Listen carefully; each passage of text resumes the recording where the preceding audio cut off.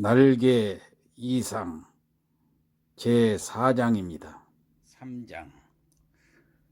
이튿날도 내가 잠이 깨었을 때는 아내는 보이지 않았다. 나는 또 내 방으로 가서 피곤한 몸이 낮잠을 잤다.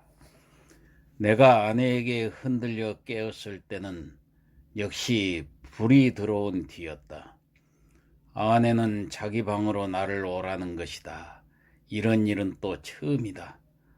아내는 끊임없이 얼굴에 미소를 띄우고 내 팔을 이끄는 것이다. 나는 이런 아내의 태도 이면에 엔간치 않은 음모가 숨어 있지는 않은가 하고 저기 불안을 느끼지 않을 수가 없었다. 나는 아내의 하자는 대로 아내 방으로 끌려갔다. 아내 방에는 저녁 밥상이 조촐하게 차려져 있는 것이다. 생각해 보면 나는 이틀을 굶었다. 나는 지금 배고픈 것까지도 긴가민가 잊어버리고 얼음얼음하던 차다. 나는 생각하였다. 이 최후의 만찬을 먹고 나자마자 벼락이 내려도 나는 차라리 후회하지 않을 것을. 사실 나는 인간 세상이 너무나 심심해서 못 견디겠던 차다. 모든 일이 성가시고 귀찮았으나 그러나 불의의 재난이라는 것은 즐거웠다. 나는 마음을 턱 놓고 조용히 아내와 마주 이 해괴한 저녁밥을 먹었다. 우리 부부는 이야기하는 법이 없었다.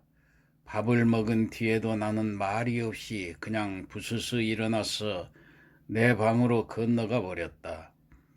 아내는 나를 붙잡지 않았다. 나는 벽에 기대 앉아서 담배를 한 대 피워 물고 그리고 벼락이 떨어질 테거든 어서 떨어져라 하고 기다렸다. 5분, 10분. 그러나 벼락은 내리지 않았다. 긴장이 차츰 늘어지기 시작한다. 나는 어느덧 오늘 밤에도 외출할 것을 생각하고 돈이 있었으면 하고 생각하고 있었다. 그러나 돈은 확실히 없다. 오늘은 외출하여도 나중에 올 무슨 기쁨이 있나. 나는 앞이 그냥 아뜩하였다. 나는 화가 나서 이불을 뒤집어 쓰고 이리 뒹굴 저리 뒹굴 굴렀다. 금시 먹은 밥이 목으로 자꾸 치밀어 올라온다. 메스꺼웠다. 하늘에서 얼마라도 좋으니 왜 지폐가 소낙비처럼 퍼붓지 않나. 그것이 그저 한없이 야속하고 슬펐다. 나는 이렇게밖에 돈을 구하는 아무런 방법도 알지 못했다. 나는 이불 속에서 좀 울었나 보다. 돈이 왜 없느냐면서. 그랬더니 아내가 또 내 방해를 왔다. 나는 깜짝 놀라 아마 인제서야 벼락이 내리려나 보다 하고 숨을 죽이고 두꺼비 모양으로 엎드려 있었다. 그러나 떨어진 입을 새어나오는 아내의 말소리는 참 부드러웠다. 정다웠다. 아내는 내가 왜 우는지를 안다는 것이다. 돈이 없어서 그러는 게 아니란다. 나는 실없이 깜짝 놀랐다. 어떻게 저렇게 사람의 속을 환하게 들여다보는고 했어. 나는 한편으로 슬그머니 겁도 안 나는 것은 아니었으나 저렇게 말하는 것을 보면 아마 내게 돈을 줄 생각이 있나 보다. 만일 그렇다면 오죽이나 좋은 일일까. 나는 이불 속에 똘똘 말린 채 고개도 들지 않고 아내의 다음 거동을 기다리고 있으니까 애써하고 내 머리맡에 내려뜨리는 것은 그 가뿐한 음향으로 보아 지폐에 틀림없었다. 그리고 내 귀에다 대고 오늘일랑 어제보다도 좀 더 늦게 들어와도 좋다고 속삭이는 것이다. 그것은 어렵지 않다. 우선 그 돈이 무엇보다도 고맙고 반가웠다. 어쨌든 나섰다. 나는 좀 야맹증이다.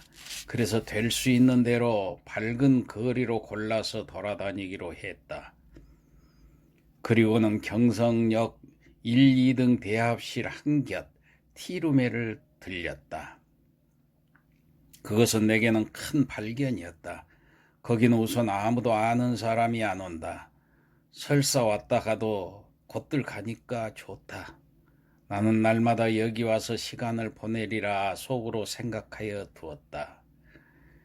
제일 여기 시계가 어느 시계보다도 정확하리라는 것이 좋았다.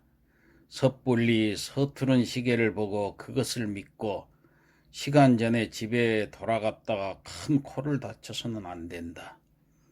나는 한 복수에 아무것도 없는 것과 마주 앉아서 잘 끓은 커피를 마셨다. 총총한 가운데 여객들은 그래도 한 잔 커피가 즐거운가 보다. 얼른 마시고 무얼 좀 생각하는 것 같이 담벼락도 좀 쳐다보고 하다가 곧 나가버린다. 서글프다. 그러나 내게는 이 서글픈 분위기가 거리의 티룸들의 그 거추장스러운 분위기보다는 절실하고 마음에 들었다. 이따금 들리는 날카로운 혹은 우렁찬 기적 소리가 모차르트보다도 더 가깝다. 나는 메뉴에 적힌 몇 가지 안 되는 음식 이름을 읽고 내리 읽고 여러 번 읽었다. 그것들은 아무랑한 것이 어딘가 내 어렸을 때 동무들 이름과 비슷한 데가 있었다. 거기서 얼마나 내가 오래 앉았는지 정신이 오락가락하는 중에 객이 슬며시 뜸해지면서 이구석 저구석 걷어치우기 시작하는 것을 보면 아마 닫을 시간이 된 모양이다. 11시가 좀 지났구나. 여기도 결코 내 안주의 곳은 아니구나. 어디 가서 자정을 넘길까 두루 걱정을 하면서 나는 밖으로 나섰다. 비가 온다. 빗발이 제법 굵은 것이 우비도 우산도 없는 나를 고생시킬 작정이다. 그렇다고 이런 괴이한 풍모를 차리고 이 홀에서 어물어물하는 수는 없고 에이 비를 맞으면 맞았지 하고 나는 그냥 나서버렸다. 대단히 선선해서 견딜 수가 없다. 골대노시 젖기 시작하더니 나중에는 속속들이 스며들면서 처근거린다. 비를 맞아가면서라도 견딜 수 있는 데까지 거리를 돌아다녀서 시간을 보내려 하였으나 이제는 선선해서 이 이상은 더 견딜 수가 없다. 오한이 자꾸 일어나면서 이가 딱딱 막 부딪힌다. 나는 걸음을 제치면서 생각하였다. 오늘 같은 굳은 날도 아내에게 내객이 있으려고? 없겠지 하는 생각이 드는 것이다. 집으로 가야겠다. 아내에게 불행히 내객이 있거든 내 사정을 하리라. 사정을 하면 이렇게 비가 오는 것을 눈으로 보고 알아주겠지. 불이 나게 와 보니까 그러나 아내에게는 내객이 있었다. 나는 너무 춥고 척척해서 얼떨김에 놓고 하는 것을 잊었다. 그래서 나는 보면 아내가 좀 덜 좋아할 것을 그만 봐버렸다. 나는 간발자국 같은 발자국을 내면서 덤벙덤벙 아내 방을 디디고 그리고 내 방으로 가서 쭉 빠진 옷을 활활 벗어버리고 이불을 뒤썼다. 덜덜덜덜 떨린다. 오한이 점점 더 심해워 들어온다. 여전 땅이 꺼져 들어가는 것만 같았다. 나는 그만 의식을 잃어버리고 말았다.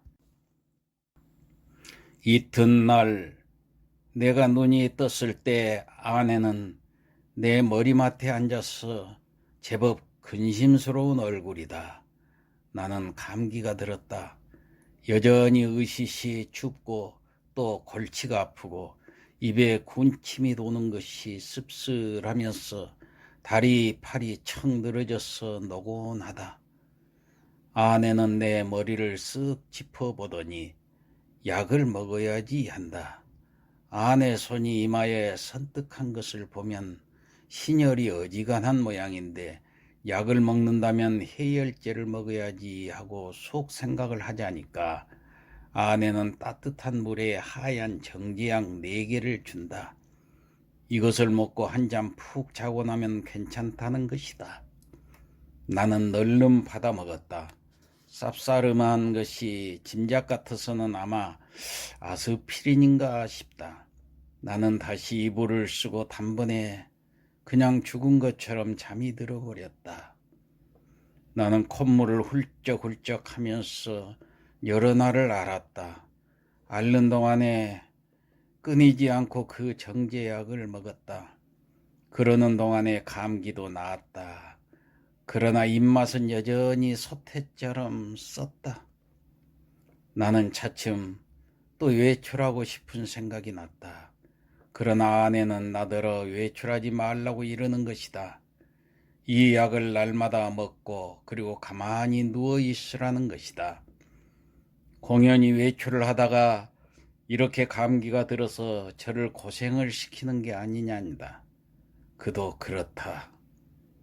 그럼 외출을 하지 않겠다고 맹세하고 그 약을 연복하여 몸을 좀 보호해버리라고 나는 생각하였다. 나는 날마다 이불을 뒤집어 쓰고 밤이나 낮이나 잤다. 유난스럽게 밤이나 낮이나 졸려서 견딜 수가 없는 것이다. 나는 이렇게 잠이 자꾸만 오는 것은 내가 훨씬 몸이 튼튼해진 증거라고 굳게 믿었다. 나는 아마 한 달이나 이렇게 지냈나 보다. 내 머리와 수염이 너무 자라서 후투돼서 견딜 수가 없었어. 내 거울을 좀 보리라고 아내가 외출한 틈을 타서 나는 아내 방으로 갔어. 아내의 화장대 앞에 앉아보았다. 상당하다. 수염과 머리가 참 산란하였다. 오늘은 이발을 좀 하리라고 생각하고 겸사겸사 그 화장품 병들 마개를 뽑고 이것저것 맡아보았다. 한동안 잊어버렸던 향기 가운데서는 몸이 베베 꼬일 것 같은 체취가 전해 나왔다. 나는 아내의 이름을 속으로만 한번 불러보았다. 연심이 하고 오래간만에 돋보기 장난도 하였다. 거울 장난도 하였다. 창에 든 볕이 여간 따뜻한 것이 아니었다. 생각해보니까 5월이 아니냐.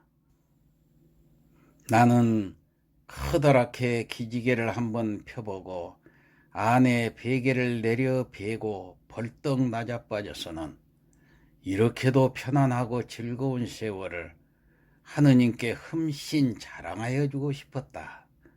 나는 참 세상의 아무 것과도 교섭을 가지지 않는다.